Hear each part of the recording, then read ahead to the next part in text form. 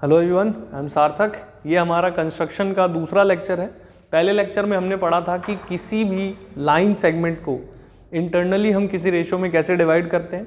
इस लेक्चर में हम पढ़ने वाले हैं कि किसी एक गिवन ट्राइंगल के सिमिलर दूसरा ट्राइंगल अगर बनाना हो तो किस तरीके से बनाएंगे, है ना। तो हम क्या पढ़ने वाले हैं? कंस्ट्रक्शन ऑफ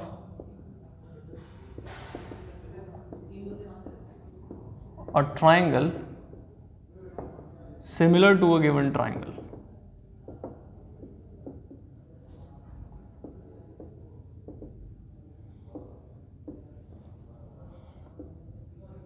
ओके, तो देखो इसमें हमें कोई एक ट्राइंगल दिया जाएगा, ठीक है। अब उसमें क्या होगा, जो भी ट्राइंगल हमें दिया जाएगा तो जो दूसरा सिमिलर ट्राइंगल बनाना होगा। सिमिलर का मतलब होता है सेम शेप हो, ठीक है, साइज छोटा बड़ा हो सकता है, ठीक है। तो दो पॉसिबिलिटी है कि जो भी ट्राइंगल होगा, एक या तो ट्राइंगल उससे छोटा होगा, सिमिलर ही होगा लेकिन उससे छोटा हो, या उससे बड़ा हो, है ना। तो हम दोनों ही केसेस को अलग अलग एग्जांपल के थ्रू समझेंगे, ठीक है। तो चलो पहला एग्जांपल लेते हैं। एग्जांपल है कि कंस्ट्रक्ट अ ट्राइंगल एबीसी, जहां पर एबीसी के बारे में हमें दिया गया होगा कुछ भी, जैसे मान लेते हैं ए बी अपना 5 सेंटीमीटर है, बी सी 6 सेंटीमीटर है और ए सी 7 सेंटीमीटर है, ठीक है। अब क्या करना है, हमें इसी ट्राइंगल के सिमिलर एक दूसरा ट्राइंगल बनाना है।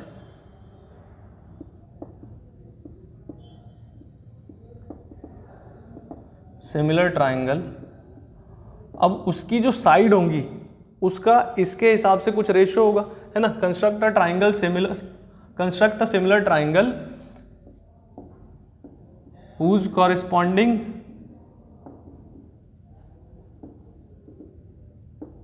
sides are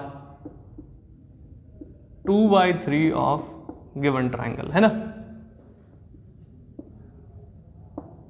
हमारे जो ट्राइंगल हमें दिया गया है, गिवन है, उसके 2/3 होनी चाहिए उसकी साइड्स, ठीक है। अब 2/3 का मतलब क्या होता है, ठीक है। 2/3, अब ये नंबर जो है 1 से छोटा है ना, 1 से छोटा है, यानी कि जो हमारा ट्राइंगल बनने वाला है नया, वो हमारे ओरिजिनल यानी गिवन ट्राइंगल से छोटा होगा, ठीक है। तो पहले तो जो गिवन ट्राइंगल है उसी को बना लेते हैं।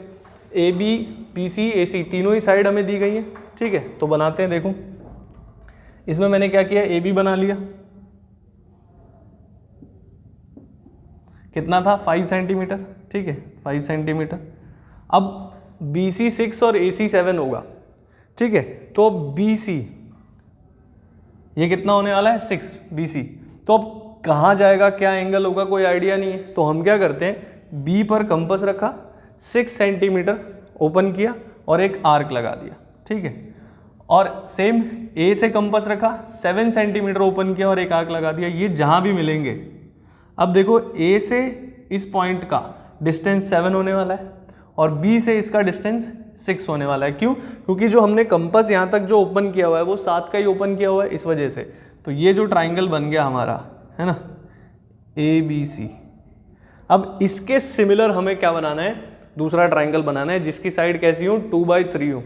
इस ट्राइंगल के साइड के 2/3 हो, मतलब ये कि अगर ए से बी तक मैं 3 इक्वल पार्ट्स कर दूं तो जो 2 पार्ट, पहले 2 पार्ट में जो हिस्सा होगा वो वाला ट्राइंगल बनाना है मुझे। तो हमने पहले लेक्चर में क्या पढ़ा था, किसी लाइन सेगमेंट को किसी रेशियो में डिवाइड करना सीखा था। तो अब मैं इस ए बी को 3 पार्ट्स में डिवाइड करने वाला हूँ और 3 में से पहले 2 पार्ट्स में एक दूसरा ट्राइंगल बना दूंगा।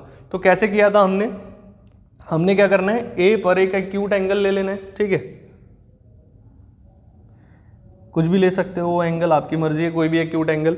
अब मैं क्या करूँगा, ए पर एक्स पर 3 इक्वल आर्क्स लगा लूंगा, ठीक है।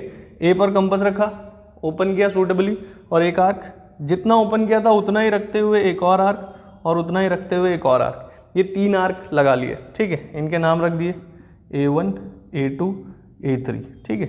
अब A3 लास्ट वाले को B से ज्वाइन कर लो, ठीक है। क्लियर है। अब ये देखो हमें क्या करना है, इस ए बी को 3 हिस्सों में बांटना था। 3 में से पहले 2 हिस्से हमारे काम के हैं, ठीक है, क्योंकि उसी से हमें दूसरा ट्राइंगल बनाना है। अब देखो तो 2 से आप क्या करोगे, सेम इसके इक्वल एंगल यानी A3B के पैरेलल एक लाइन ड्रॉ करोगे। पैरेलल लाइन ड्रॉ करना मैंने बताया था लेक्चर 1 में, उसमें हम क्या कर सकते हैं, A3 पर कंपास रखा, सूटेबली ओपन किया और एक ये आर्क लगा लिया। जितना ओपन किया था उतना ही रखते हुए A2 पर रखकर एक आर्क लगा लिया। ठीक है, अब ये एंगल मेज़र कर लो। एंगल कैसे मेज़र किया था, यहाँ पर कंपास रखा और ये ओपन किया, जितना ये एंगल है उतना ही रखते हुए यहाँ से ये आर्क लगा लो। ठीक है, और ये आप इसको ऐसे मिला लो। तो ये जो लाइन बनी A2, और इसका नाम कुछ भी रख लो, B डैश रख लो, कुछ भी रख सकते हो आप, है ना। A2B डैश, A2B डैश जो है वो A3B के पैरेलल है। ठीक है, तो अब हम देखो, ये हमने इस लाइन AB को 2:3 में डिवाइड किया है। देखो ये 2 पार्ट हैं और ये टोटल 3 पार्ट है ना। आप समझना क्या, ये AB डैश और AB पूरा, AB कितना है 2 और AB डैश कितना है 2 और पूरा AB कितना है 3, है ना। तो 2:3 में मैंने इस साइड को बांट दिया, पर अभी ट्राइंगल कहाँ फॉर्म हुआ, ठीक है, ऊपर। अब देखो ABC के सिमिलर बनाना था ना ट्राइंगल, तो अब देखना समझना, ये एंगल कुछ होगा, है ना। BC जो है उसके पैरेलल एक लाइन B डैश से ड्रॉ कर लेता हूँ। ठीक है, सेम एंगल के साथ करूँगा, है ना, जाहिर सी बात है, तभी तो कॉरेस्पॉन्डिंग एंगल इक्वल है, इसलिए तो ये पैरेलल है ना। तो यही एंगल मेजर कर लेते हैं। B से कंपास रखा, ओपन किया। ठीक है, जितना ओपन किया था उतना ही रखते हुए यहाँ से ओपन किया और ये एंगल मेजर किया। ठीक है, और ये मैंने इसको इस तरीके से बढ़ा दिया। तो अब इसने इसको C डैश पर कहीं काटा होगा, तो अब ये जो ट्राइंगल फॉर्म हुआ, triangle AB dash C dash, ये जो है सिमिलर होगा ट्राइंगल ABC के। पहले तो ये समझ लेते हैं क्यों। देखो इसमें B डैश वाला एंगल है ना, ये वाला एंगल यानी angle AB dash C dash, और इसमें एंगल B ABC, ये मैंने इक्वल बनाया है बाय कंस्ट्रक्शन, अभी खुद ही बनाया ना पैरेलल के लिए। ठीक है, ये इक्वल है और दोनों में ही एंगल A कॉमन है ना। एंगल A इसमें भी है और एंगल A इसमें भी है। तो एंगल सिमिलैरिटी से मैं कह सकता हूँ कि triangle AB dash C dash similar होगा ट्राइंगल ABC के, है ना।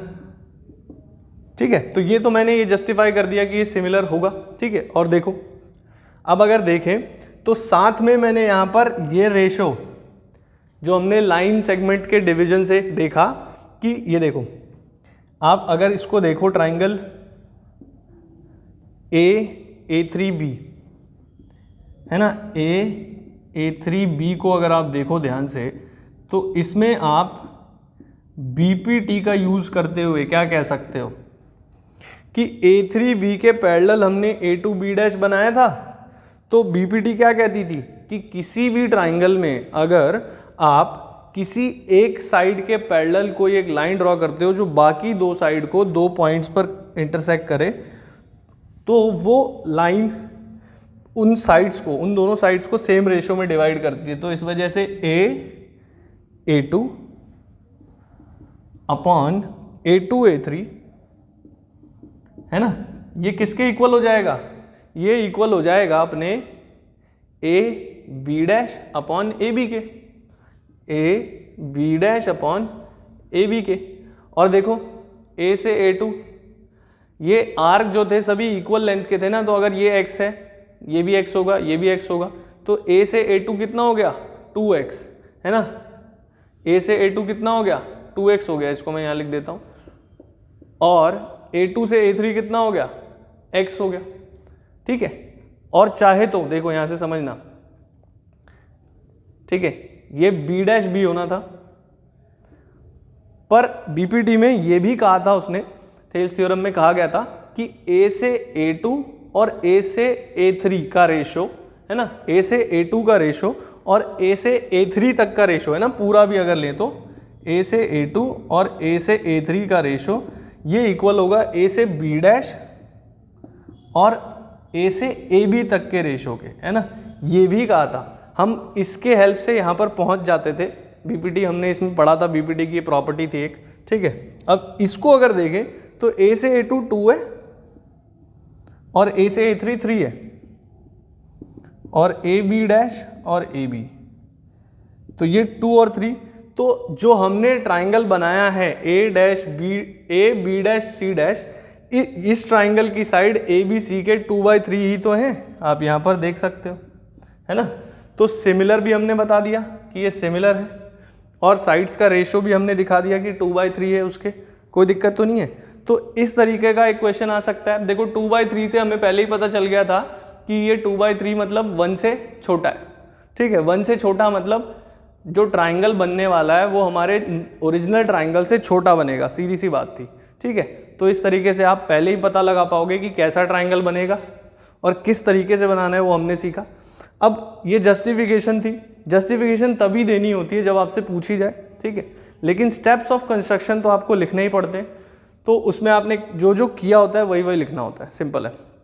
तो देखो हमने क्या किया था, सबसे पहले तो हमने draw line segment A B of length 5 centimetre, ठीक है। फिर taking A as centre draw an arc of 7 centimetre, taking B as centre draw an arc of 6 centimetre, है ना। अब वो जहाँ भी एक दूसरे को काट रहे हैं उसको सी नाम दिया, इनको ज्वाइन कर लिया, ट्राइंगल ABC बन गया। उसके बाद हमने क्या किया, from A draw an acute angle BAX, ठीक है। फिर हमने यहाँ पर क्या किया था, take equal arcs of A1 A2 A2 A3, है ना। 3 आर्क क्यों लिए, ठीक है, क्योंकि हमें 3 हिस्सों में बांटना था, ठीक है, 3 हिस्सों में बांटना था, इसलिए 3 आर्क लिए।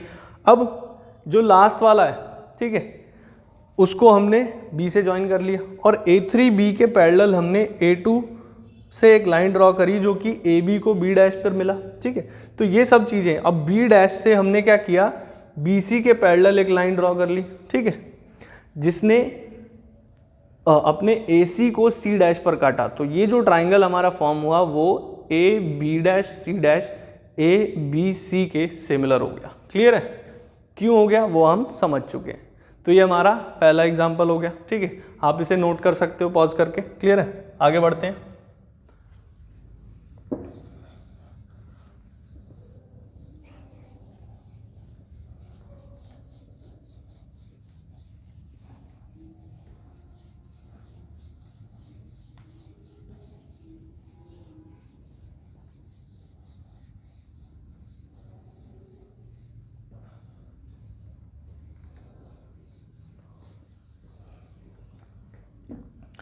तो अब हम दूसरा एग्जाम्पल लेते हैं। दूसरा एग्जाम्पल जो है उसमें हम क्या करेंगे, जो हमारा गिवन ट्राइंगल होगा उससे बड़ा ट्राइंगल बनाने की कोशिश करेंगे, ना, उससे बड़ा ट्राइंगल की किस तरीके से वो बनाया जाएगा, है ना।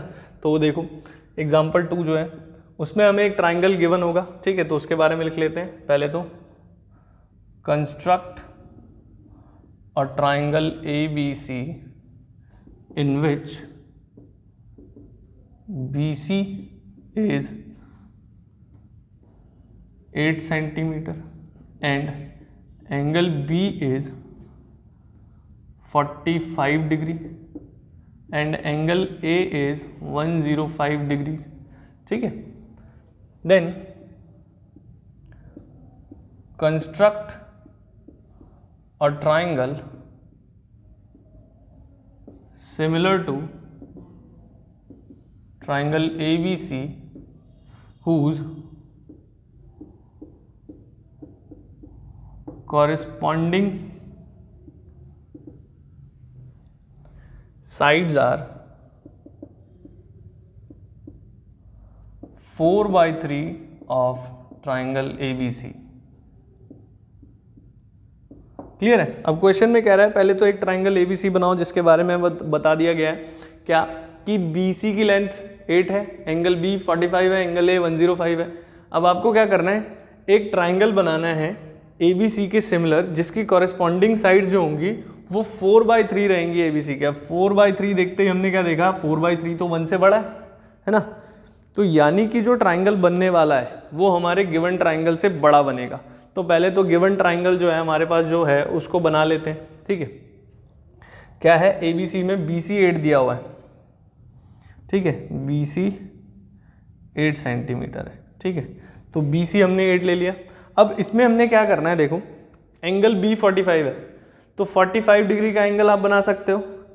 कंपास से बनाना चाहो तो आप क्या करो, इस पर 90 डिग्री का एंगल बनाओ, है ना, ये हमने 9th क्लास में सीखा था, और 90 का बाइसेक्टर खींच दो, तो बाइसेक्ट कर देगा 90 को, दैट इज 45, ठीक है। तो आप 45 का एंगल बना सकते हो सिंपली बी पर, आपने इसको बढ़ा दिया, ठीक है, ये 45 रखते हुए, ठीक। अब देखो सी है, एंगल ए 105 है, पर हमें ये तो पता ही नहीं ना ए लाई कहाँ करेगा, इस लाइन पर, ठीक है। तो आप देखो ट्राइंगल के अंदर आप जानते हो कि तीनों एंगल का सम तो कितना होगा, 180 होगा ना। तो अगर बी हमें दिया हुआ है, ए हमें दिया हुआ है, तो इसकी हेल्प से हम सी निकाल सकते हैं इजीली। तो ये कितना हो गया 150, तो ये सब्ट्रैक्ट हो जाएगा, तो ये आ गया आपका 30 डिग्री। क्लियर है? तो एंगल सी तो पता चल गया ना 30, तो अब सी पर 30 डिग्री का एंगल बना दो। 60 बनाना आता है, 60 का बाइसेक्टर खींच दोगे तो 30 डिग्री बन जाएगा, है ना। तो इस तरीके से कुछ बन गया, ये अपना 30 है। तो ये जहाँ भी इंटरसेक्ट करेंगे ये आपका ABC ट्राइंगल बन गया। अब इसके सिमिलर हमें ट्राइंगल बनाना है, ठीक है, ABC के सिमिलर।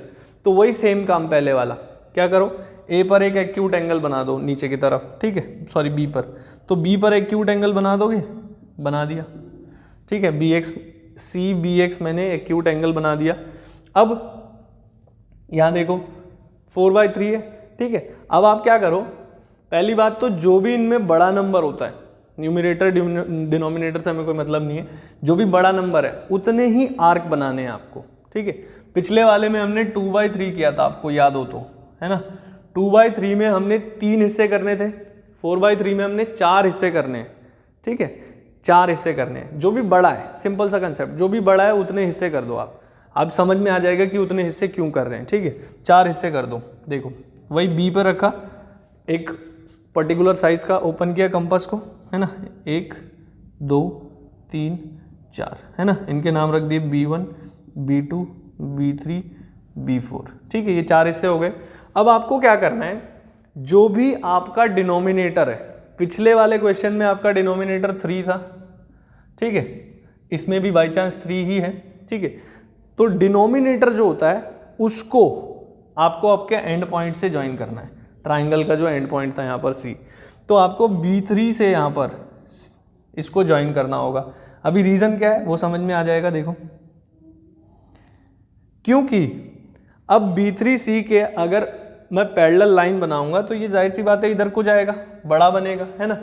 तो बड़ा ही तो बनाना है ना ट्राइंगल हमें, है कि नहीं।